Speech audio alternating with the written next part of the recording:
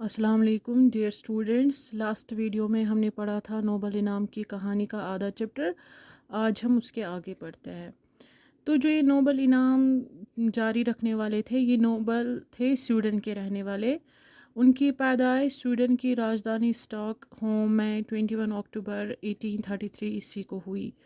उनकी जो पैदाइश थे यानी कि वो पैदा हुए राजधानी स्टॉकहोम में 21 अक्टूबर 1833 को। 1896 ईस्वी में 63 साल की उम्र में उनका इंतकाल हो गया। एल्फ्रेड नोबल के वालिद एक ताजिर थे। इनके जो फादर थे वो एक बिजनेसमैन थे, जो एल्फ्रेड की पैदाइश के वक्त दिवालिया हो गए थे। जब एल्फ्रेड पैदा हुए थे वो दिवालिया हो गए थे। दिवालिया मतलब कंगाल हो गए थे। यूँ तो वो बहुत पढ़े लिखे और ज़हीन थे, मगर तिजारत का कोई तजुर्बा न होने की वजह से सही पूंजी से भी हाथ धो बैठे। वो पढ़े लिखे थे, अक्लमंद थे, लेकिन बिज़नेस का उनको कोई भी तजुर्बा नहीं था, जिसकी वजह से वो सब कुछ अपना गवा बैठे। अल्फ्रेड नोबल के 9 बरस के हुए तो उनके घर वाले गरीबी से तंग आकर वतन छोड़ने पर मजबूर हो गए। वो सेंट पीटर्सबर्ग चले गए। उस शहर उस ज़माने में रूस का दारुल सल्तनत था। कुछ अरसे तक तो एल्फ्रेड की तालीम घर पर होती रही।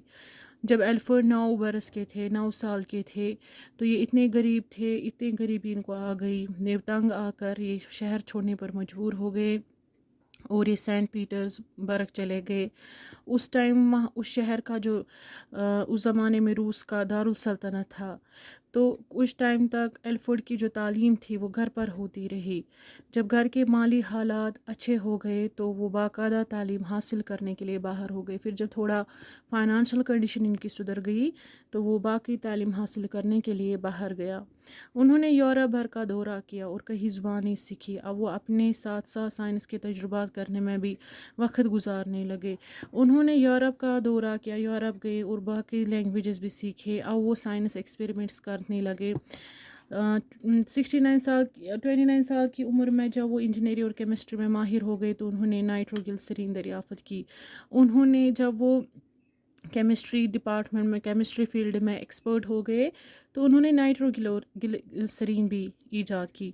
नाइट्रोग्लिसरीन की मिलावट से उन्होंने 1867 ईस्वी में डायनामाइट ईजाद किया। इसने डायनामाइट ईजाद किया। डायनामाइट क्या होता है? डायनामाइट एक किस्म का बारूद है जिसकी ज़रा सी मिकदार बड़े से बड़े पहाड़ को मिनटों में उड़ा सकती है। खुद एल्फ्रेड के छोटे भाई की मौत डायनामाइट का गोला फटने से हुई थी। ये डायनामाइट था, ये एक किस्म का बारूद था, ब्लास्ट था, जिससे एक ही मिनट में पहाड़ों को उड़ा जा सकता था। और जो एल्फ्रेड के भाई थे वो उनकी भी मौत इसी के फटने से हुई थी। ऐसी ख़तरनाक चीज़ को एक जगह से दूर जगह ले जाना बेहद मुश्किल था, लेकिन एल्फ्रेड ने वो तरकीबी ढूंढ निकाली जिससे उसको एक जगह से दूसरी जगह हिफाजत के साथ लिया जा सके। यानी कि जब हम ये डायनामाइट एक जगह से दूसरी जगह लिया जाता था, इसको मुश्किल होती थी, ख़तरा था, लेकिन इसके लिए भी ये जो है एल्फ्रेड है उन्होंने एक तरकीब निकाली। एल्फ्रेड नोबल बहुत मेहनती थे, वो दिन रात काम में लगे रहते थे। उन्होंने मेहनत से बहुत दौलत पैदा की। वो बहुत फ़िराक दिल भी थे। उन्होंने अपने मुलाजमों और मज़दूरों के रहने के लिए अच्छे हवादार मकान बनवाए और अपने मुनाफे में काम करने वालों को भी शरीक किया। ये जो एल्फ्रेड नोबल थे ये बहुत मेहनत करते थे, बहुत हार्ड वर्क करते थे और इनका जो दिल था वो बहुत अच्छा था, नरम था। अपने मज़दूरों मुलाजमों के साथ अच्छा रहते थे, उनको अच्छे मकान बनवा के दिए और अपने प्रॉफिट में काम करने वालों को भी शरीक किया। एल्फ्रेड ने डायनामाइट की इजाद इसलिए नहीं की थी कि कहीं उसे जंग के लिए इस्तेमाल किया जाए और इंसानी बस्तियों को तबाह व बर्बाद किया जाए। जो ये एल्फ्रेड थे इन्होंने इस पर्पज़ के लिए डायनामाइट नहीं बनाया था कि मतलब वो जंग के इस्तेमाल के लिए करते नहीं। इस इजाज़ से उनका ये मकसद था कि पहाड़ों और चट्टानों को तोड़कर पत्थर मुहैया किए जाए और कानून से दाते बरामद की जाए। एल्फ्रेड नोबल को जंग से बेहद नफरत थी। इन्होंने ये डायनामाइट इस पर्पज़ के लिए बनाया था कि हम पहाड़ तोड़कर पत्थर बनाए। इनको जंग से बहुत नफरत थी।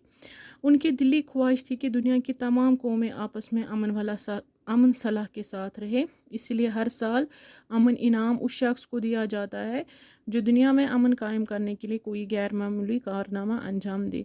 इनकी जो पर्सनल ख्वाहिश थी, दिली ख्वाहिश इनकी ये थी कि कौम आपस में अच्छे से रहे, अमन से रहे, सलाह से रहे।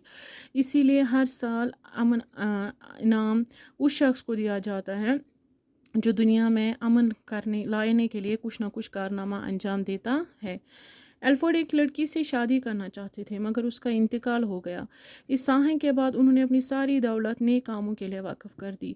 उन्होंने तमाम उम्र शादी नहीं की और ये वसीयत की कि उनकी आमदनी से हर साल इनामात दिए जाए। लिहाजा उनकी वसीयत के मुताबिक हर साल दुनिया के बड़े साइंसदानों, अदीबों, माहिरों, इक्तिसादियात और अमन के लिए काम करने वालों को इनामात दिए जाते हैं। जो ये एल्फर्ड थे, ये एक लड़की से शादी करना चाहते थे, एक लड़की को ये पसंद करते थे, मगर बदकिस्मती से उस लड़की का इंतकाल हो गया, वो मर गई।